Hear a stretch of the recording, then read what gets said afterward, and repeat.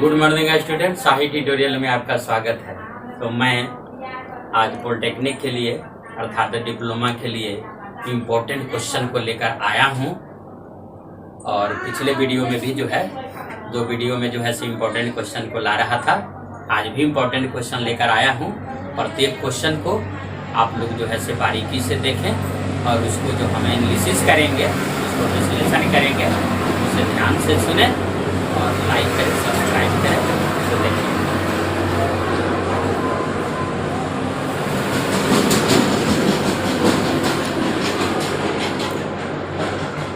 देखिए प्रत्येक क्वेश्चन को एनालाइज जो किया जाएगा वह जो है से शाही कंसेप्ट से किया जाएगा। तो जिसको जो है से आप देखिए इलेक्ट्रॉन जो है सबसे लाइटेस्ट ये सब पार्टिकल हम बताए थे। क्या बताए थे कि न्यूट्रॉन का द्रव्य इलेक्ट्रॉन का द्रव्यमान जो है 9.1 गुने 10⁻⁻ क्या होता है 31 kg, या इसको कहिएगा 9.1 गुने 10⁻, क्या कहिएगा -28 ग्राम। यह जो है से द्रव्यमान करीब करीब क्या होता है, करीब करीब यह 0 होता है। प्रोटॉन का द्रव्यमान mass of proton equal to 1.66 गुने 10⁻⁻27 kg, या इसको कह सकते हैं कि 1.66 गुने 10⁻⁻24 ग्राम। इसके बाद मास ऑफ न्यूट्रॉन जो है 1.67 गुने 10⁻⁻27 kg, या ग्राम में कहिएगा तो -24। तो देखिए यह जो है से सबसे भारी हो गया, ये हेवीएस्ट आपका आ गया सबसे भारी। सबसे भारी कौन है, यानी सबसे भारी के परमाणु का मौलिक कण क्या है तो न्यूट्रॉन है। यह जो है से क्या आ गया सबसे हल्का। सबसे हल्का परमाणु का मौलिक कण जो है से आपका यही है।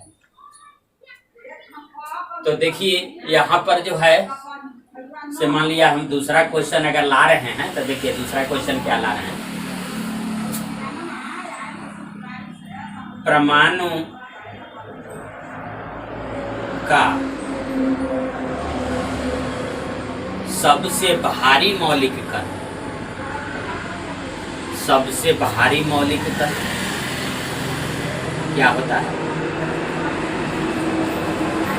तो इसका जो है से जवाब क्या दीजिएगा, तो सबसे भारी मौलिक कण जो है न्यूट्रॉन होता है।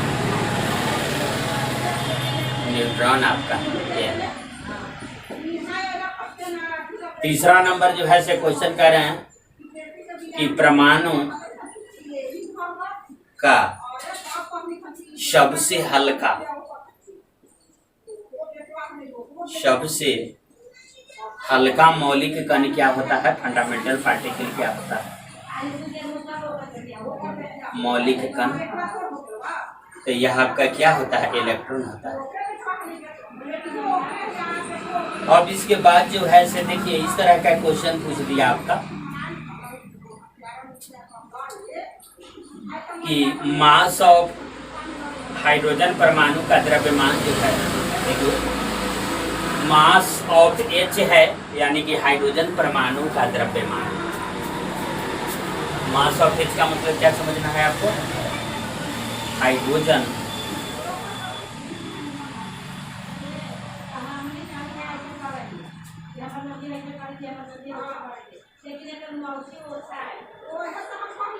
हाइड्रोजन परमाणु का द्रव्यमान किया है। तो देखिए mass of H equal to mass of क्या होता है P, माने हाइड्रोजन परमाणु का द्रव्यमान प्रोटॉन के द्रव्यमान के क्या होता है, लगभग बराबर होता है। लगभग आपका क्या आता है, तो यह जो है से आपका बराबर आएगा।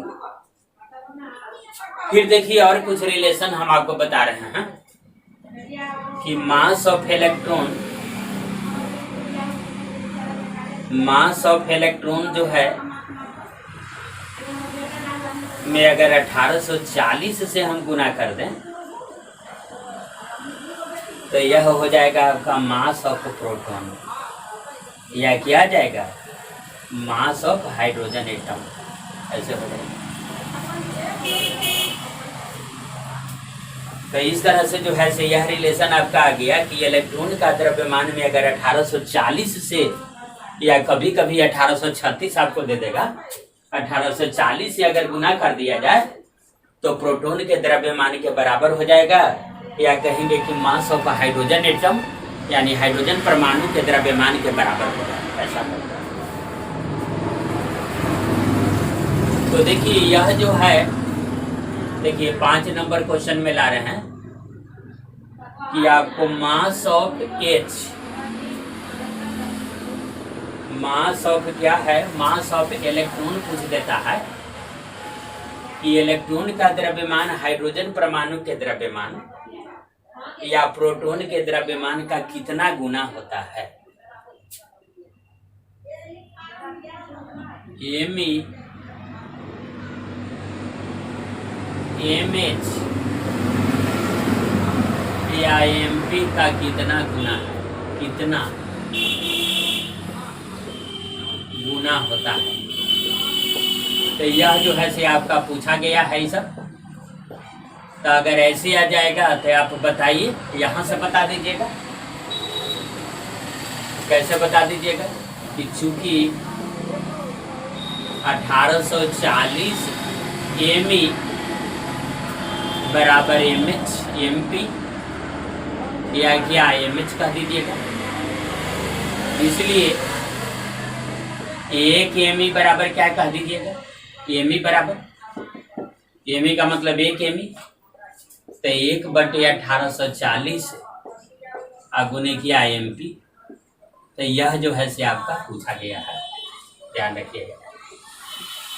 चलिए 6ठा नंबर क्वेश्चन पर आते हैं। 6ठा नंबर आप क्वेश्चन पर जो है से आ जाइए। रेडियो सक्रियता की खोज,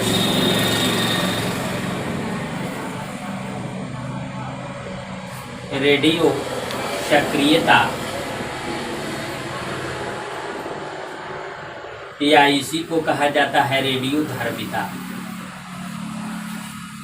रेडियो धार्मिता। रेडियो धार्मिता की खोज कौन किया था, डॉट डॉट है। तो बताइए रेडियो सक्रियता की खोज जो है हेनरी बैकुरेल महोदय ने किया था।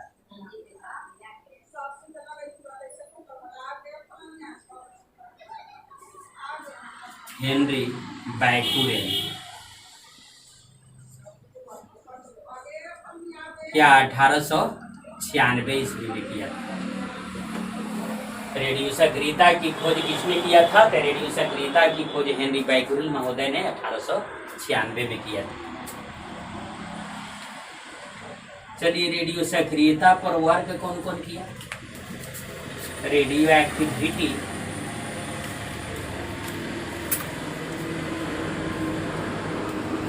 रेडियो एक्टिविटी पर वर्क बराबर डॉट, यानी रेडियो एक्टिविटी पर कार्य जो है से कौन कौन वैज्ञानिक किया था उसके बारे में जानना है। तो सबसे पहले तो बैकुरेल कहिएगा, बैकुरेल। फिर इसके बाद जो है से रदरफोर्ड भी किया था, रदरफोर्ड।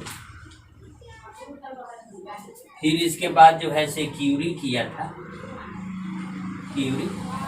तो यह जो है से सब खोज किया था।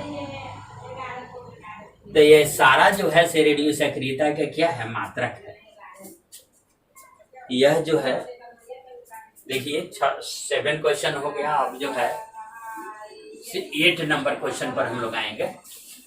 बिल्कुल जो है से वीडियो में आप जो है से बना रहे हैं, नज़र को जो है से इधर उधर नहीं करना है, तभी तो आप जो है से बारीकी से हर चीज़ को समझ जाइएगा। क्योंकि मैं जो है से इस पर मेहनत कर रहा हूँ और आपको जो है से समझना है।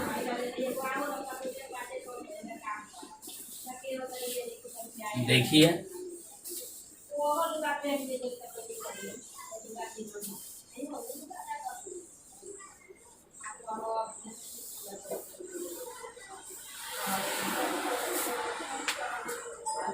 चलिए 8 नंबर क्वेश्चन पर आइए, 7 तक था।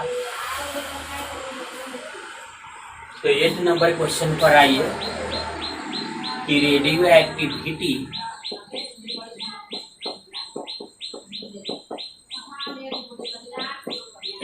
एक्टिविटी का मात्रक आइए। तो रेडियो एक्टिविटी का मात्रक जो है सही सब मात्रक है बैकुरेल है, बैकुरेल। फिर इसके बाद क्या है, तो यह जो है से आपका क्या बैकुरेल कहिए या डीके प्रति सेकंड। डीके प्रति सेकंड का मतलब हो गया कि विखंडन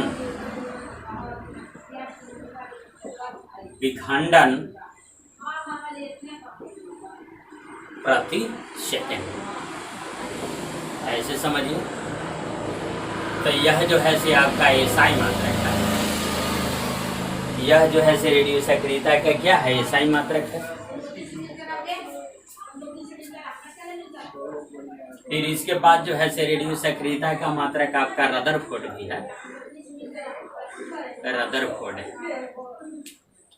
तो एक रदरफोर्ड का मतलब 10⁶, एक रदरफोर्ड भी है। फिर इसके बाद जो है से क्यूरी है,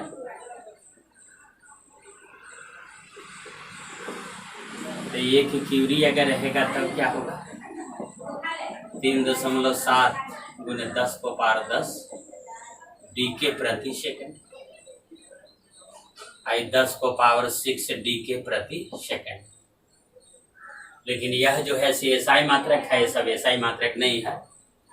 तो यह रेडियो सक्रियता का हो गया। इसके बाद जो है से 9 नंबर क्वेश्चन की बारी आती है। 9 नंबर क्वेश्चन को जो है से हम लोग बखूबी समझेंगे। तो देखिए radio activity, the unit of radio activity is Henri Becquerel. Henri Becquerel महोदय के नाम पर आ गया Becquerel, Rutherford and Curie. Curie couple में जो है से madam Curie and Pierre Curie, M Curie and P Curie, पति पत्नी था। चलिए इसके बाद जो है से क्वेश्चन जाते हैं कि रेडियो सक्रियता का जब विखंडन, रेडियो सक्रियता के बारे में जो है से थोड़ा सा सुन लीजिए। 1896 ईस्वी में हेनरी बैकुरेल महोदय प्रयोगशाला में काम कर रहे थे। उसी समय यूरेनियम का लवण जो है से प्रयोगशाला में, लैब में जो है से विश्लेषण के लिए आया। उनको छुट्टी नहीं मिलने के कारण, हेनरी बैकुरेल महोदय को छुट्टी नहीं मिलने के कारण उसने उस केमिकल पदार्थ को जो है से मेज के दराज में रख दिया और उसी मेज के दराज में पहले से फोटोग्राफी प्लेट, काले कागज में फोटोग्राफी प्लेट लपेट कर लिपट कर रखा गया था। जब जो है फोटोग्राफी प्लेट की जरूरत पड़ी तो जब फोटोग्राफी प्लेट को निकाला गया तो देखा गया कि उसका फोटो जो है निगेटिव पर जो फोटो था वो एक्सपोज कर गया।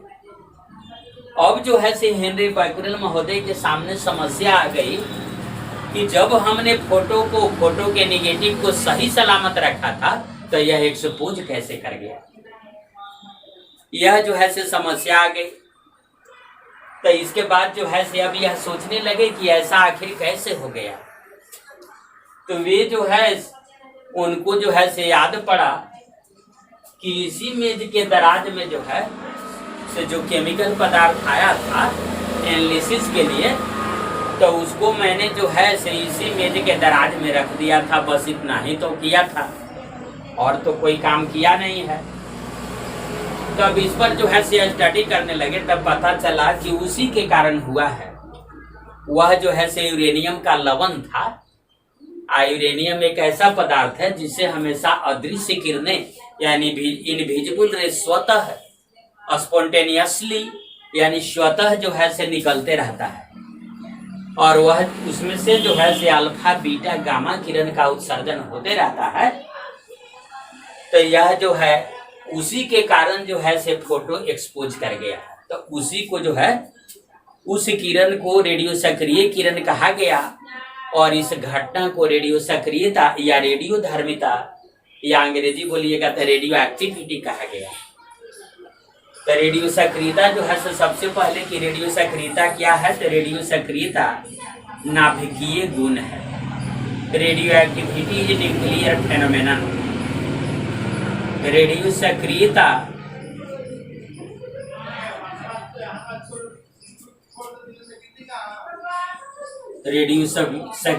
नाभिकीय गुण है।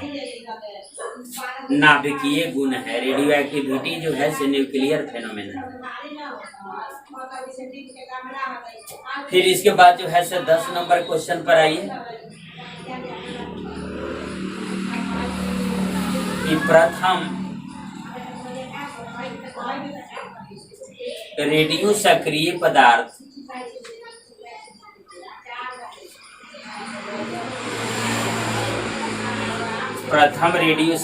पदार्थ जो था वह आपका यूरेनियम था। तो देखिए रेडियो सक्रिय पदार्थ के बारे में आपको बोला है यूरेनियम है, थोरियम है, पोलेनियम है, प्लूटोनियम है, रेडियम है। तो ये सब जो है से रेडियो सक्रिय पदार्थ है। चलिए 11 नंबर क्वेश्चन की बारी आती है। 11 नंबर क्वेश्चन पर हम चर्चा कर रहे हैं।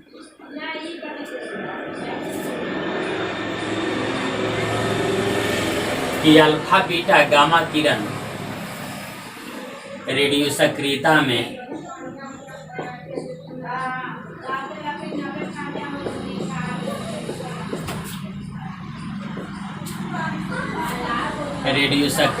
में अल्फा बीटा गामा किरण का उत्सर्जन होता है।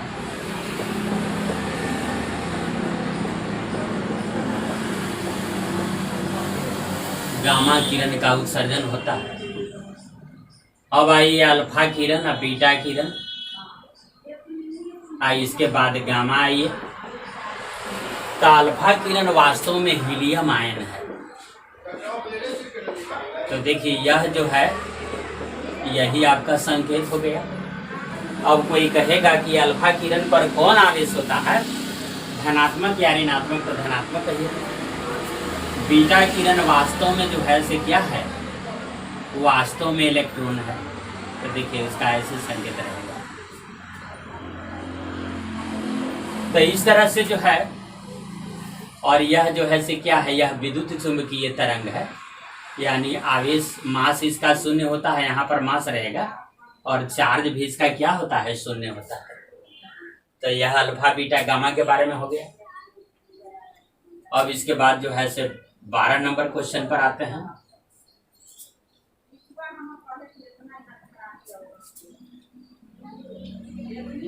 देखिए अल्फा बीटा जो है से विद्युत क्षेत्र,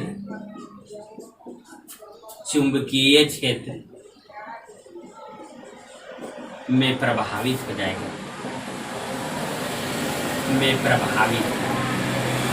यह आपका आया हुआ क्वेश्चन है कि कौन जो है से विद्युत क्षेत्र और चुंबकीय क्षेत्र electric field and magnetic field में जो है प्रभावित हो जाएगा। तो अल्फा बीटा प्रभावित हो जाएगा। क्यों प्रभावित होगा? क्योंकि इस पर चार्ज है।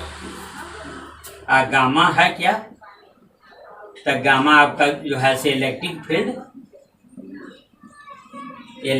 फील्ड कॉमा मैग्नेटिक फील्ड में अप्रभावित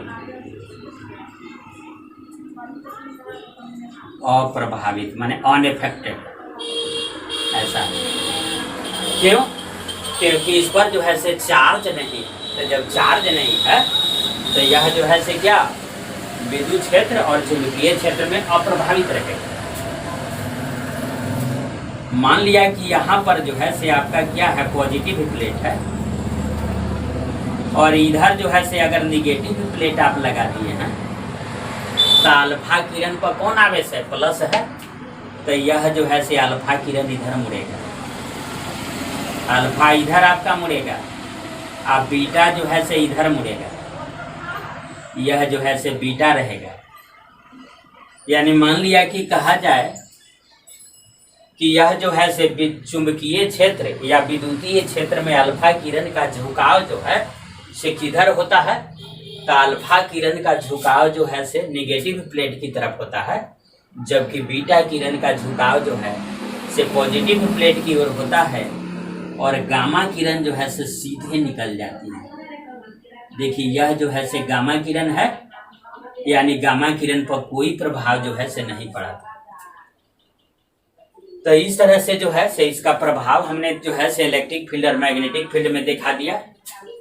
अब इसके बाद जो है से 13 नंबर क्वेश्चन पर आइए।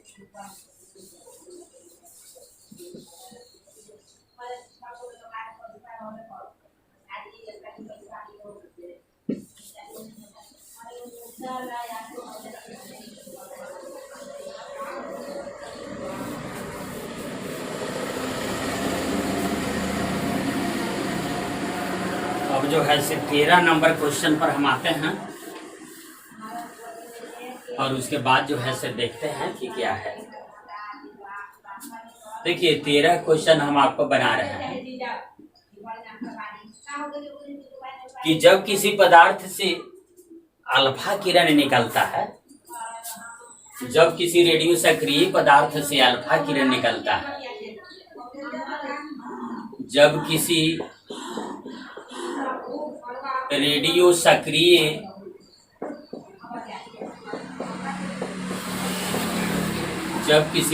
सक्रिय पदार्थ से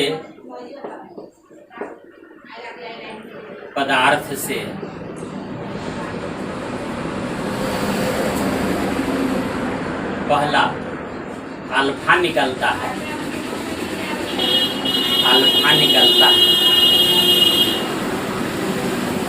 तो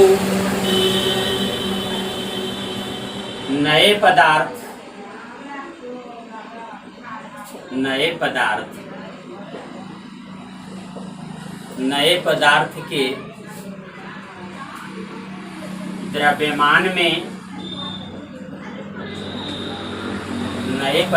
के द्रव्यमान में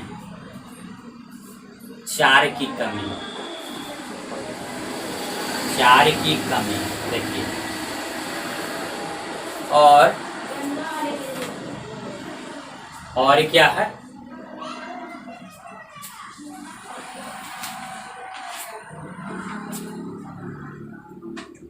और परमाणु संख्या में 2 की कमी होती है। देखिए 2 की कमी है, द्रव्यमान में 4 की कमी और इसके बाद परमाणु संख्या में 2 की कमी होती है। देखिए इसको शॉर्ट में हम लिख रहे हैं, अल्फा है, मान लिया अल्फा है, बीटा है,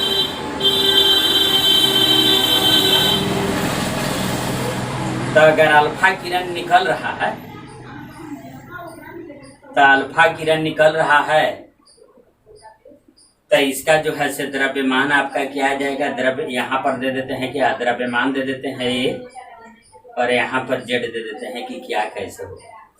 तो देखिए जब अल्फा किरण निकलता है तो ये आपका क्या हो जाएगा, ये -4, और जब बीटा किरण जब जो है से अल्फा किरण निकलेगा तो जेड क्या हो जाएगा, तो जेड -2, माने 2 की कमी आ जाएगा।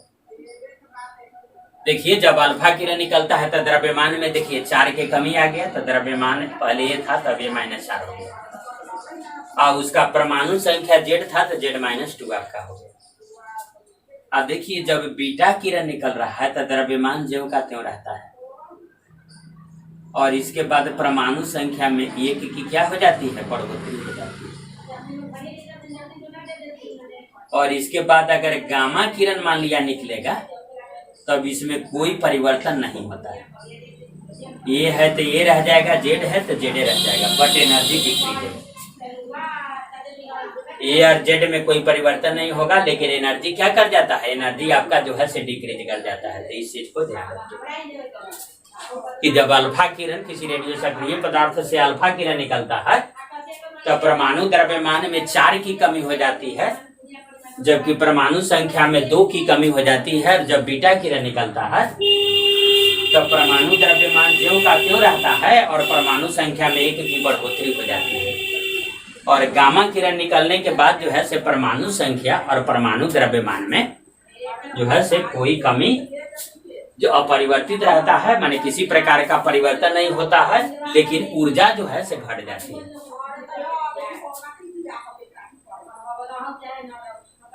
तो देखिए 14 नंबर क्वेश्चन है, किसी पदार्थ से अल्फा निकलने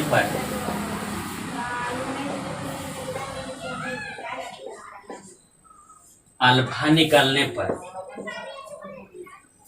तो देखिए इसको जो है से जरा सा गौर कीजिए।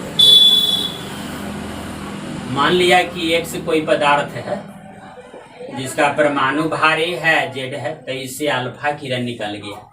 तो अल्फा किरण तो वास्तव में हीलियम आयन है, तो मान लिया यह वाई बन गया, चाहे कुछ बन गया, मान लिया एम बन गया, एम पदार्थ बन गया, तो यह जो है से ये क्या आ जाएगा, ये -4 आ जाएगा, और यहाँ पर आपका क्या आ जाएगा, Z -2 आ जाएगा। इस तरह से जो है से आपका ऐसे हो जाएगा। अगर अल्फा निकल रहा है तो यही आपका क्या है, यही आपका अल्फा है।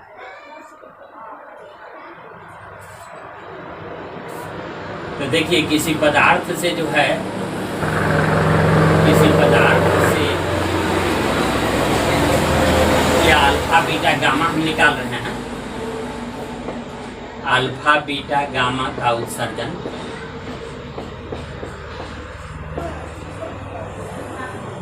देखिए मान लिया कि एक से कोई जो है एलिमेंट है जिसका संकेत है, और ये उसका परमाणु द्रव्यमान है, ये परमाणु संख्या है। तो इससे जो है से बीटा किरण निकल गया। तो बीटा किरण का तो मतलब आपको ऐसे समझना है, तो यह ए का ए रह जाता है, लेकिन ये क्या आ गया, ये Z+1 हो जाता है। तो देखिए यहाँ पर जो है से क्या है, यहाँ पर अब हम चर्चा करेंगे कि यहाँ पर ए सेम है, ये आपका क्या है, देखिए यहाँ और यहाँ देखिए ये आपका सेम है, और इसके बाद क्या है, जेड क्या है, तो जेड आपका डिफरेंट है। देखिए यहाँ जेड है तो Z+1 है, ये का मतलब है कि आपका परमाणु भार सेम है और परमाणु संख्या क्या है, अलग अलग है। देख लीजिए, तो इसका मतलब है कि कौन सी का निर्माण होगा, बीटा निकलने पर, एक बीटा निकलने पर, चाहे सिर्फ बीटा निकलने पर, बीटा निकलने पर संभारिक का निर्माण होता है।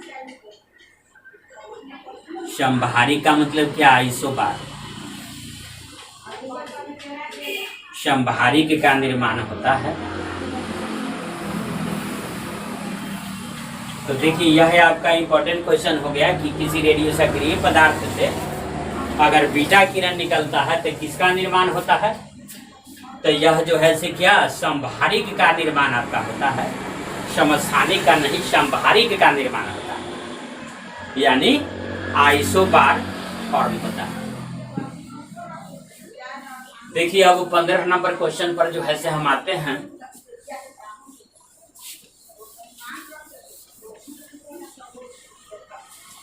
पंद्रह नंबर क्वेश्चन को लीजिए।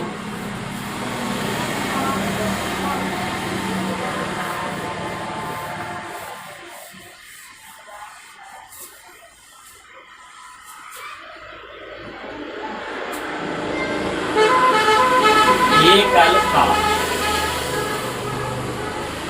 और 2 बीटा निकलने पर एक अल्फा दो बीटा निकलने पर निर्माण, यानी कौन सी का निर्माण होता है ये बताना है। तो देखिए यहाँ पर समस्थानिक का निर्माण होता है। समस्थानिक यानी आइसोटोप का निर्माण आपका होता है। देखिए आपको हम समझा दे रहे हैं, थोड़ा सा समझ लीजिए। ये है जेड है, तो मान लिया कि एक अल्फा निकालिए, एक अल्फा निकालना है या दो बीटा निकालना है। तो मान लिया एम का निर्माण हो रहा है, तो एक अल्फा अगर निकालेंगे तो ये क्या आ जाएगा, ए माइनस 4 आ जाएगा। अब बीटा यहाँ पर क्या आ जाएगा, जेड क्या आ जाएगा, तो जेड माइनस 2 आ जाएगा। जेड माइनस क्या आ जाएगा आपका 2 आ जाएगा। फिर इसके बाद दो बीटा जब निकल रहा है तो एक बीटा निकलता है तो परमाणु संख्या में एक की बढ़ोतरी हो जाती है। तो दो बीटा निकल रहा है तो प्लस क्या, दो परमाणु संख्या में 2 की बढ़ोतरी हो जाएगा। तो देखिए यही तो कट गया। तो यहाँ पर देखिए आपका जेड यानी परमाणु संख्या आपका क्या रह गया, परमाणु संख्या सेम रह गया। और ये देखिए ये है तो ये आपका क्या है, ये -4 है, यानी ये आपका डिफरेंट आ गया, यानी परमाणु संख्या सेम आ गया और परमाणु भार डिफरेंट आ गया। तो कौन सी का निर्माण हो जाएगा, तो यह जो है से समस्थानिक का निर्माण होगा। चलिए अगला क्वेश्चन आते हैं। देखिए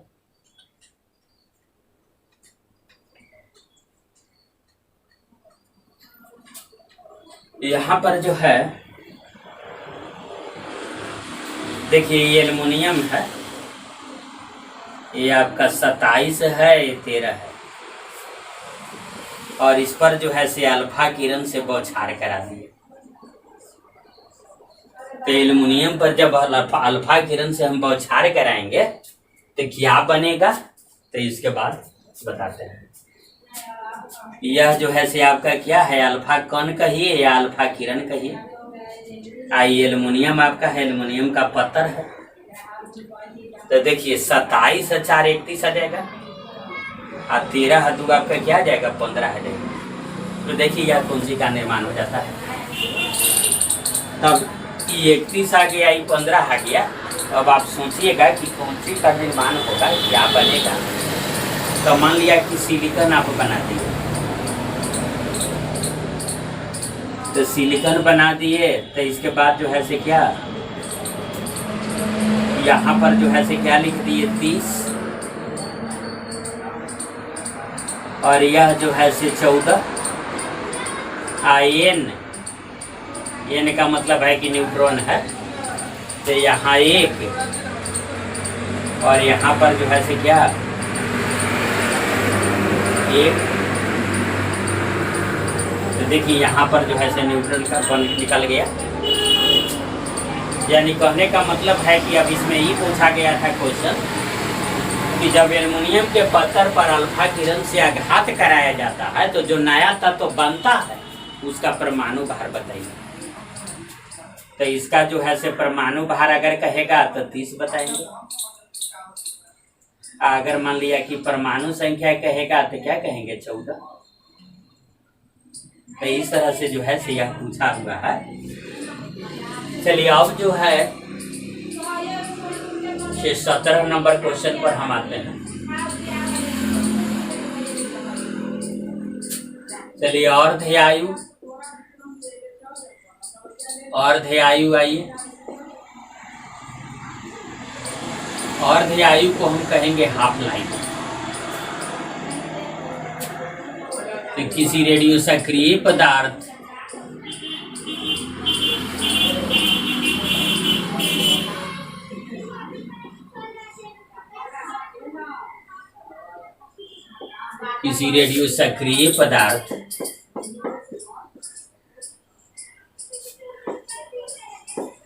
किसी रेडियो सक्रिय पदार्थ की मात्रा या परमाणुओं की संख्या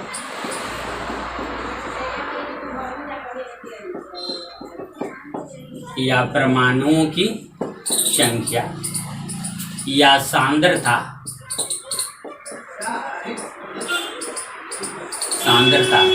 को आधा होने में लगा समय। आधा होने का मतलब कि आधा बचने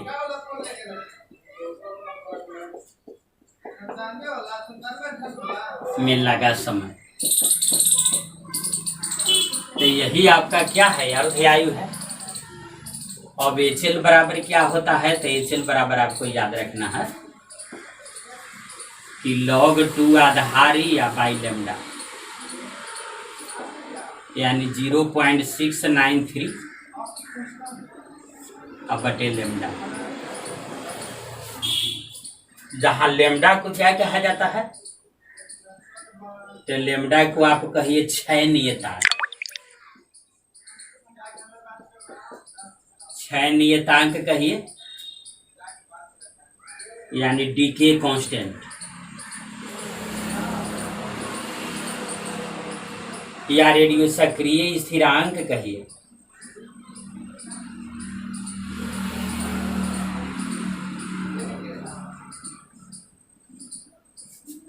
रेडियो सक्रिय स्थिरांक कहिए या क्षय नियतांक कहिए।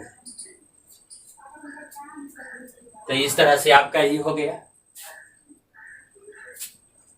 अब जो है से आगे हम क्वेश्चन लाते हैं। आपका 18 नंबर क्वेश्चन जो है से 18 नंबर क्वेश्चन को देखते हैं। देखिए 18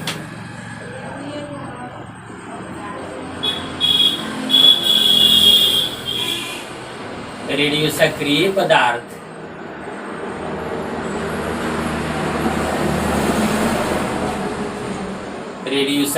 पदार्थ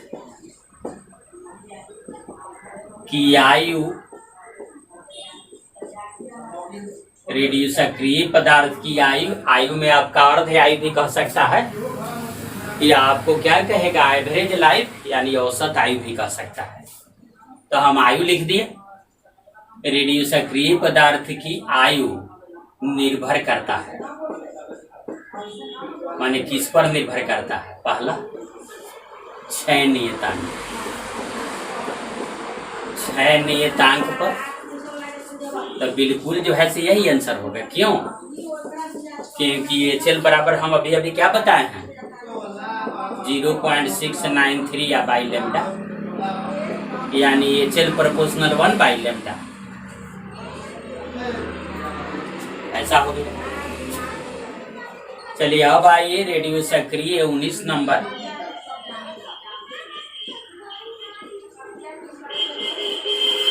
रेडियो सक्रिय स्थिरांक,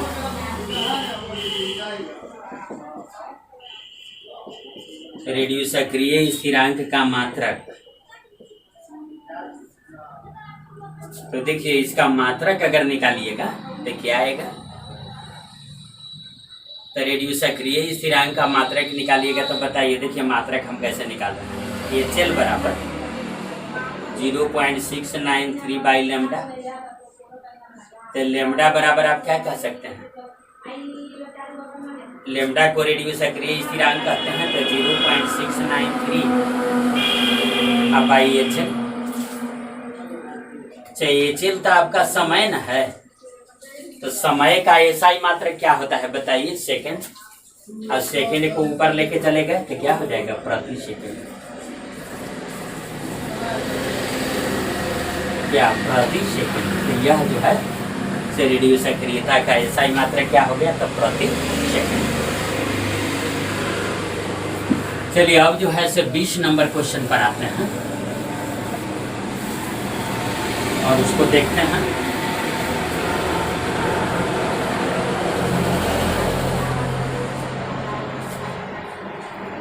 देखिए 20 नंबर क्वेश्चन आपका है औसत आयु। औसत आयु, औसत आयु को कहा जाता है एवरेज लाइफ, एल। तो देखिए एल बराबर होता है 1/λ। एल बराबर क्या होता है 1/λ। किसी रेडियो सक्रिय पदार्थ है, किस नंबर आइए,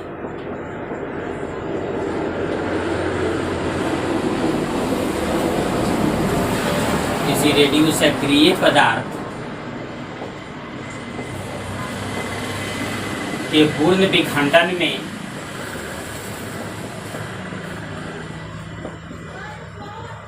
किसी रेडियो सक्रिय पदार्थ के पूर्ण विखंडन में लगा समय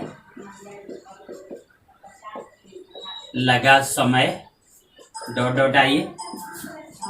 तो किसी भी रेडियो सक्रिय पदार्थ के पूर्ण विखंडन में कितना समय लगता है, तो आपको ध्यान रखना है कि अनंत समय लगता है, इसलिए जो है तो उसका एवरेज आयु जो है से निकाला जाता है। तो चलिए 21 नंबर हो गया। इसके बाद जो है से हम लोग आ रहे हैं 22 नंबर पर आएंगे।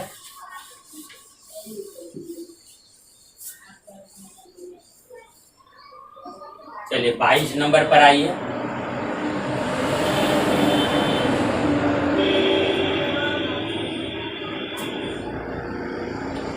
देखिए n बराबर n0 e⁻⁻λt। तो देखिए यह रेडियो सक्रियता का समीकरण है।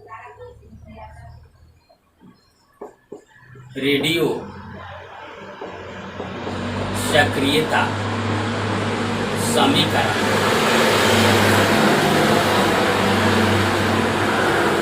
तो यह जो है से रेडियो सक्रियता का समीकरण है। दूसरा चरघातांकीय यह है। चरघातांकीय का मतलब होता है एक्सपोनेंशियली।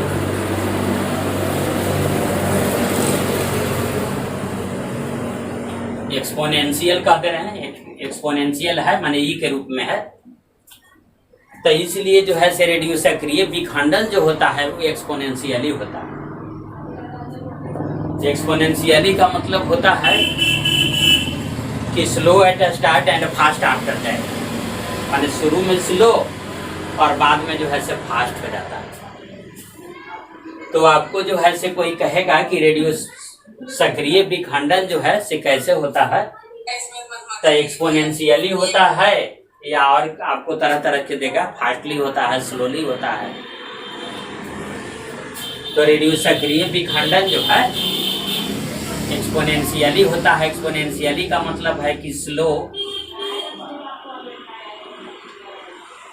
एट स्टार्ट, इसका मतलब है कि शुरू में slow and fast after that, and fast after that. समझ गए एक्सपोनेंशियली डीके का मतलब क्या समझ गए। आपसे पूछा जाएगा कि रेडियो सक्रिय विखंडन कैसे होता है, तो slow eight start and fast after that, यानी एक्सपोनेंशियली होता है। तो यह जो है से आपका इतना आ गया। आप चलिए 22-23 नंबर क्वेश्चन पर आते हैं। HL और AL में संबंध,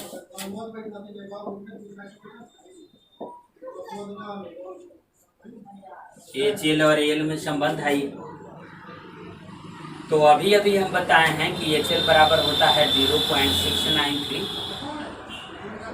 बाई लेम्डा, और इसके बाद जो है AL बराबर क्या बताए हैं 1/λ।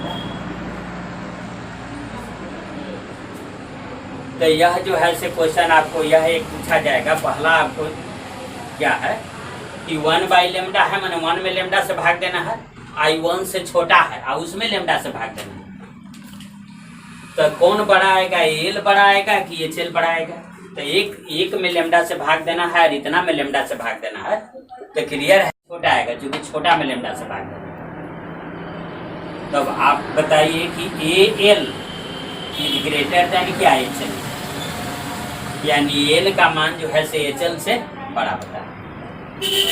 चलिए दूसरा जो है सो संबंध इसका बता रहे हैं कि अगर इसमें इससे हम भाग दे दें, मान लिया कि इसमें इससे हम भाग दे दें, तब क्या आता है जरा सा देखते हैं। तो HL बाई AL बराबर, तो HL में अगर AL से हम भाग देंगे तो यही ना आएगा 0.693, यानी कह सकते हैं क्या कि HL बराबर 0.693 या गुने AL। तो यह जो है से हम बोल सकते हैं, या AL बराबर अगर पूछा जाएगा, AL बराबर आपसे पूछा जाएगा कि AL बराबर क्या होगा, तो AL बराबर बताइए क्या आ जाएगा। तो AL बराबर आपका क्या आ जाएगा, तो 1/E आ जाएगा, 1/0.693 गुने HL। तो इसको आप बनाइएगा तो जानते हैं क्या आ जाएगा, 1.44 HL। तो इस तरह से जो है से हो जाएगा। तो ये दोनों में जो है से रिलेशन हम बताए, तो इस नंबर आपका आगे आप जो है मान लिया कि कहते हैं कि यदि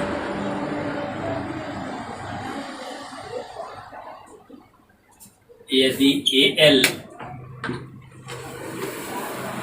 बराबर 1000 सेकेंड, तो HL आपसे पूछ दिया कि HL क्या होगा। तो चलिए बनाइए, HL बराबर हम क्या जानते हैं, 0.693 गुने AL। तो 0.693 गुने क्या 1000, तो आ जाएगा क्या 693 सेकेंड, यह आंसर आ गया। उसी तरह से मान लिया कि अगर ऐसे पूछ दिया जाए कि यदि HL बराबर आपको दे दिया 100 मिनट,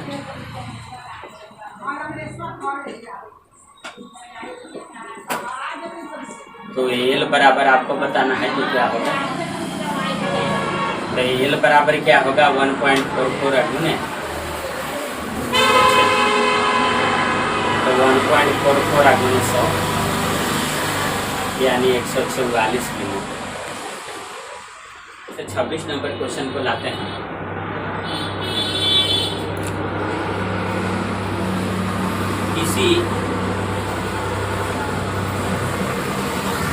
किसी रेडियो सक्रिय पदार्थ, एक बात सुन लीजिए कि किसी रेडियो सक्रिय पदार्थ का जब विखंडन होता है, यानी अल्फा बीटा गामा किरण निकलता है, तो नए तत्व की पैदाइश होती है, यानी नया तत्व जन्म लेता है।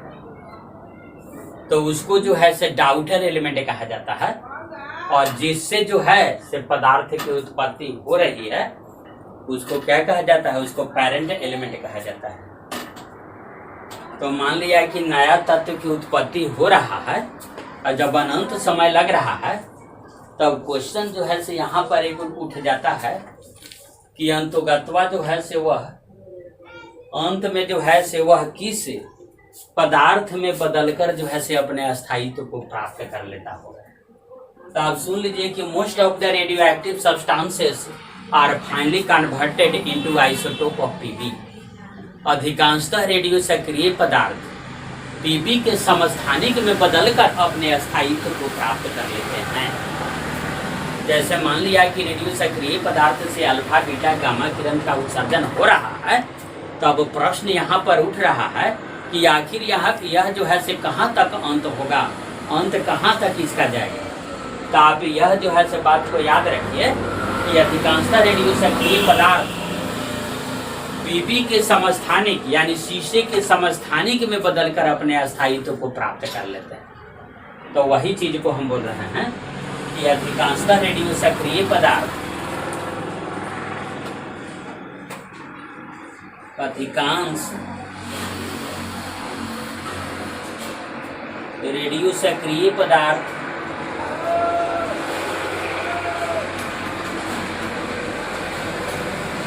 अधिकांश रेडियो सक्रिय पदार्थ Pb के समस्थानिक में बदलकर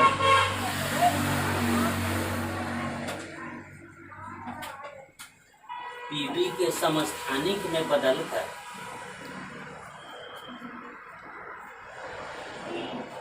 अस्थायित्व को प्राप्त कर लेते हैं। अस्थायित्व प्राप्त कर लेते हैं। तो इस चीज को आप जो है से ध्यान रखिएगा कि most of the radioactive substances are finally converted into isotope of क्या पीबी के समस्थानिक में बदलकर जो है से अपने अस्थायित्व को प्राप्त कर लेते हैं। चलिए 27 नंबर क्वेश्चन पर आते हैं।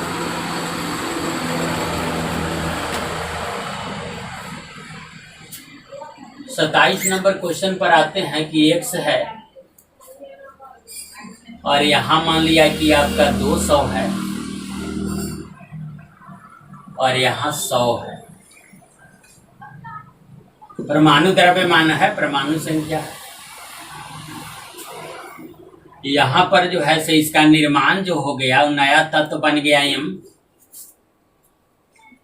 और इसमें जो है से इसका परमाणु द्रव्यमान जो आ गया वह परमाणु द्रव्यमान आपका आ गया क्या,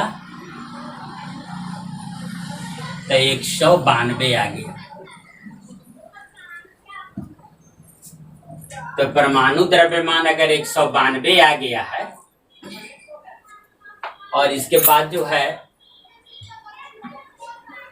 परमाणु संख्या क्या आपका आ गया, तो परमाणु संख्या आपका आ गया 96। तो 96 नहीं आकर के आपका आ गया कि 98। तो कह रहा है कि तो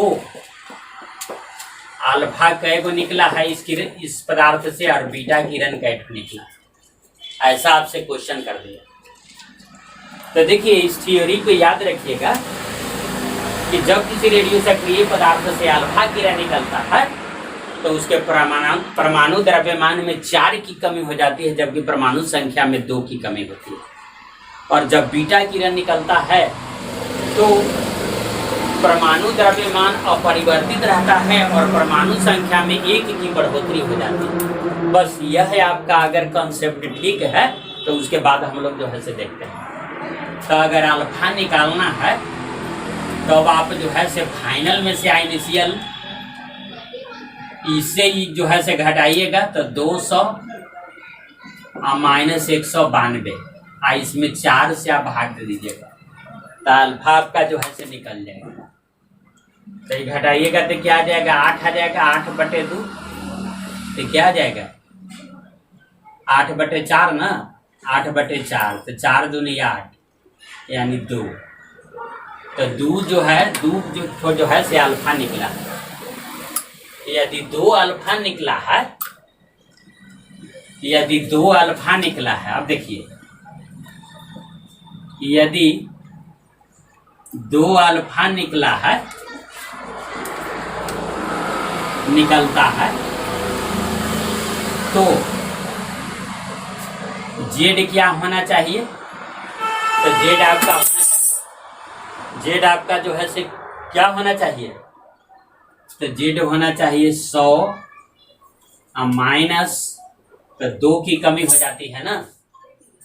तो 1 अगर अल्फा निकलता है तो परमाणु संख्या में 2 की कमी हो जाती है। तो 2 गो अल्फा निकला तो परमाणु संख्या में है 2 × 2 यानी 4 की कमी हो जाएगा।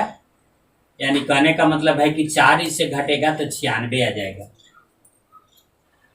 96 होना चाहिए, लेकिन क्या 96 दिया हुआ है, नहीं।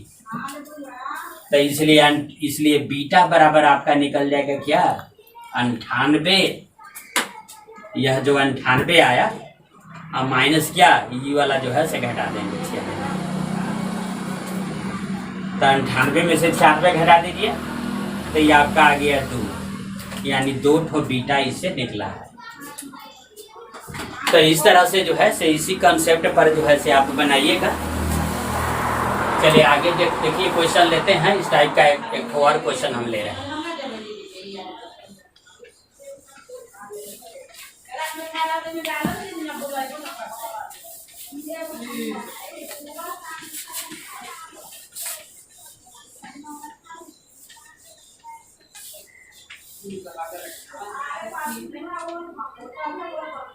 देखिए 28 नंबर लाते हैं, ऐसे लाते हैं, इसका उल्टा ला देते हैं।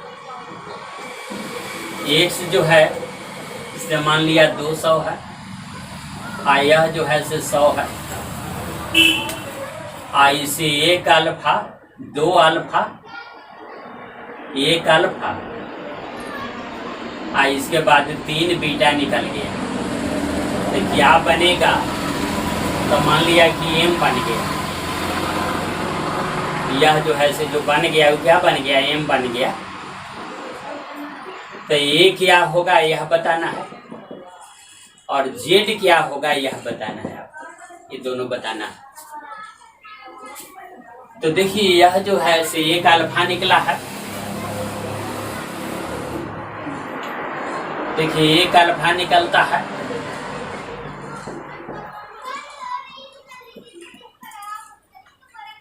तो 1 अगर अल्फा निकलता है तो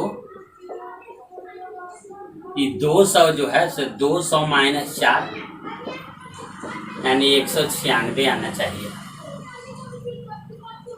तो यह जो है से आपका आंसर हो गया। और बीटा कितनों निकल जाए तो ए में परिवर्तन नहीं होता है, तो यही आपका क्या आ जाएगा? यही आपका ए आ जाएगा। तो ए बराबर क्या आ जाएगा? तो ए बराबर आपका 196 आ जाएगा।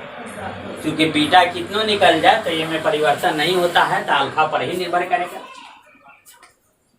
अब इसके बाद देखिए 1 अल्फा निकलता है, 1 अल्फा निकलता है। तो 1 अल्फा निकलता है, तो यह जो है से परमाणु संख्या आपका क्या है? तो परमाणु संख्या 100 है। तो परमाणु संख्या 100 है, तो 1 अल्फा निकलता है, तो परमाणु संख्या में 2 की कमी हो जाती है। तो माइनस क्या आ जाएगा? 2 आएगा। तो -2 अगर हम करेंगे तो ये क्या आ जाएगा बताइए? तो यह जो है से 98 आपका आएगा। 98 आ जाएगा। लेकिन 3 बीटा निकला है, 3 बीटा निकलता है। तो 3 बीटा निकलता है, तो बीटा जो है से जेड में परिवर्तन ला देता है ना, तो इसलिए जो है से जेड बराबर क्या आ जाएगा? तो 98 अब प्लस 3 × 1 माने 1 बीटा निकलने पर परमाणु संख्या में 1 की बढ़ोतरी होती है, तो 3 बीटा निकलता है, तो 3 × 1 की बढ़ोतरी हो जाएगा। 8 9 10 11 यानी 101। यही जो है से जेड हो जाएगा। तो देखिए इस तरह से जो है से 28 नंबर क्वेश्चन आपका हो गया। चलिए अब जो है से 29 नंबर क्वेश्चन को ला रहे हैं।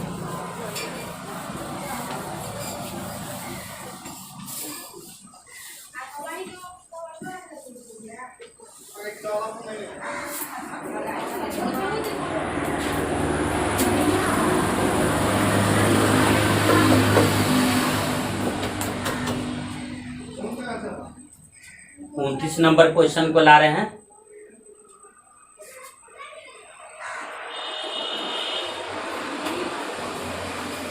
तो देखिए 29 नंबर हम क्वेश्चन क्या ला रहे हैं, इसको जो है से ध्यान दीजिए कि भेदन क्षमता, भेदन क्षमता और इसके बाद आयनन क्षमता, यानी गैसों को आयनित करने की क्षमता और भेदन क्षमता किसका कैसे होता है उसको ध्यान रखिए। तो भेदन क्षमता गामा के सबसे ज्यादा आएगा। उससे कम जो है से बीटा का रहेगा और सबसे कम जो है से अल्फा का रहेगा। तो भेदन क्षमता जो है से गामा की यूनिट का क्या होता है, सबसे अधिक होता है, और आयनन क्षमता अल्फा का सबसे ज्यादा रहेगा और उससे कम बीटा का, सबसे कम जो है से गामा का रहेगा। तो देखिए भेदन क्षमता और आयनन क्षमता आप देख लीजिए कि भेदन क्षमता क्या है और आयनन क्षमता आपका क्या है। गैसों को आयनित कर देने की क्षमता, भेदने की क्षमता। तो भेदन क्षमता जो है से गामा का सबसे अधिक और सबसे कम किसका, अल्फा का, जबकि आयनन क्षमता अल्फा का सबसे अधिक और गामा का सबसे कम। चलिए 30 नंबर क्वेश्चन पर आते हैं।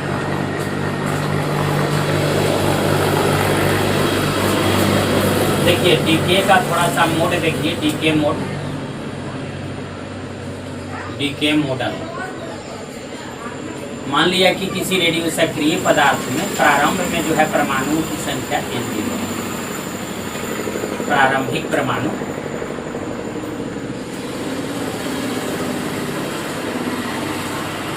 तो फर्स्ट HL के बाद जो है, फर्स्ट HL के बाद यह जो है से बच करके क्या हो गया, N0/2। फिर इसके बाद जो है से सेकंड HL,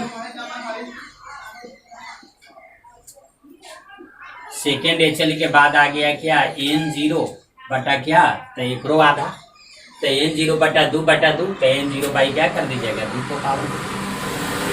इस तरह से जो है से मान लिया कि पीवा HL के बाद अगर हम जानना चाहें तो क्या आ जाएगा, N0/2 को पावर। तो क्या हम करते हैं कि माना कि n बराबर N0/2 को पावर p, यह जो है से क्या, ये प्रारंभिक परमाणु था ना, N0 आपका प्रारंभिक परमाणु था। n क्या है, अंतिम बचा हुआ परमाणु, अंतिम बचा हुआ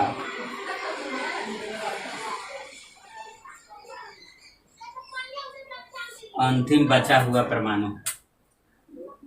तो इसका मतलब क्या आ गया कि n/N0 बराबर क्या, 1/2 को पावर p आ गया। या इसको हम ऐसे भी कह सकते हैं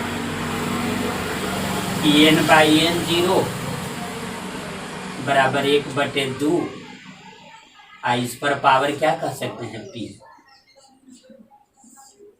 देखिए ऐसे आ गई, और p का मतलब है कि हाफ लाइफ की संख्या है, तो t बराबर क्या आ जाएगा, p गुने HL। ध्यान रखिए, p बराबर p गुने HL, माने HL में अगर हाफ लाइफ की संख्या से अगर हम गुना कर दें तो आपका टोटल लाइफ निकल जाएगा। तो t बराबर p गुने HL। तो चलिए जो है से इस पर एक क्वेश्चन मान लिया कि हम लाते हैं, अब उसको जो है से देखते हैं।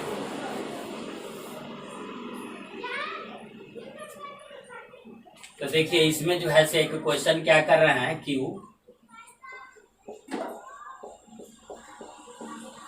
कि किसी रेडियो सक्रिय पदार्थ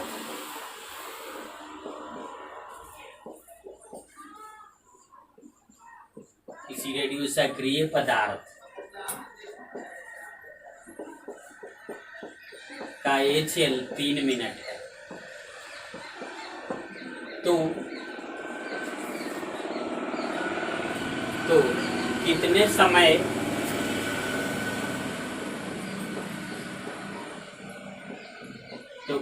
समय में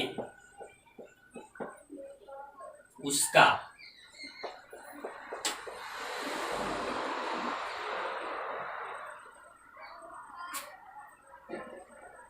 सात बटे आठ भाग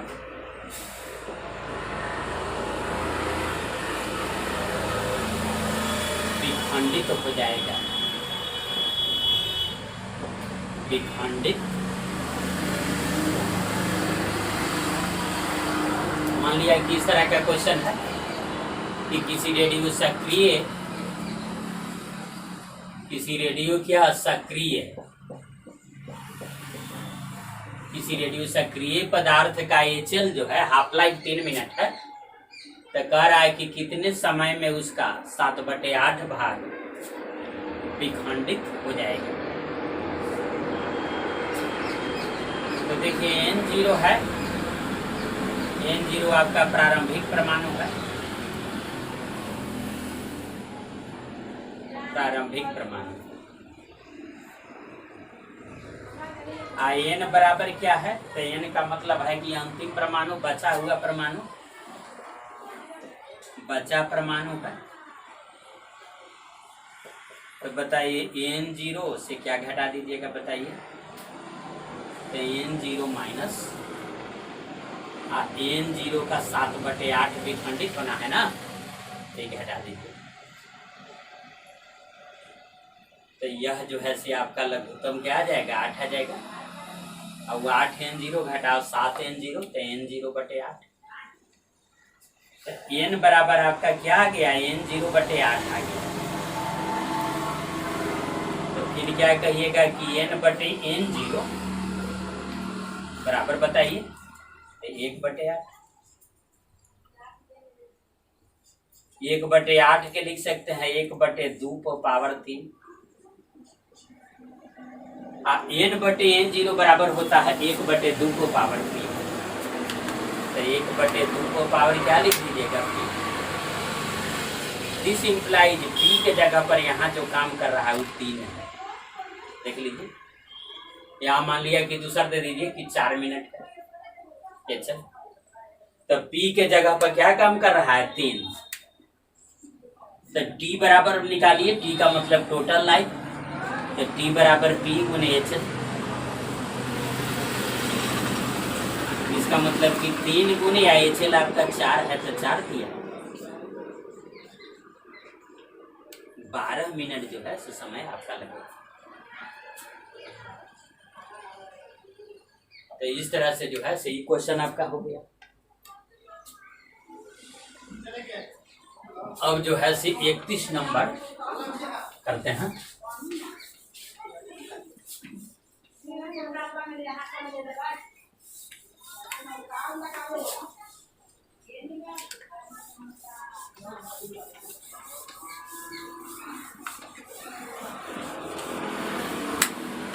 देखिए 31 नंबर जो है से जस्ट इसका उल्टा क्वेश्चन देते हैं। 31 नंबर पर किसी रेडियो सक्रिय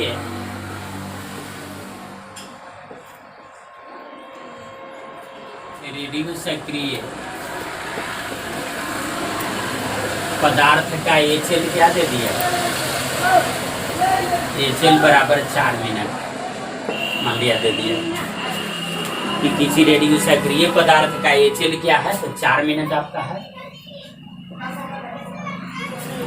तो कितने समय में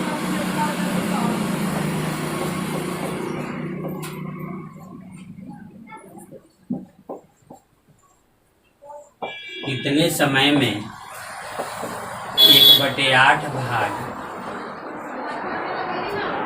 विखंडित होकर बचेगा,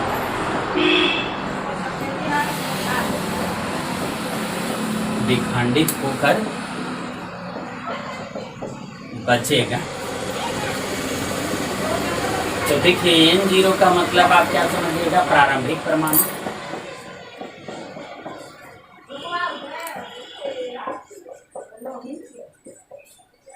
N का मतलब क्या, बचा हुआ परमाणु।